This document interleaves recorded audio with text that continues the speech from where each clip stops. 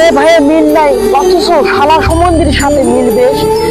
নিজের জন্মদাতা পিতাকে তাওই মনে করে শ্বশুরের কাছে রাখে ক্যাশ।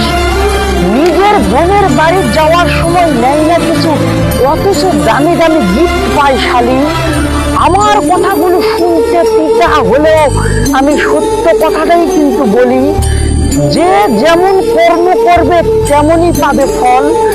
শাশুড়ির কান্না ক্ষণিকের জন্য, কিন্তু সন্তানের বিপদে মায়ের চোখে থাকে আজীবন জল।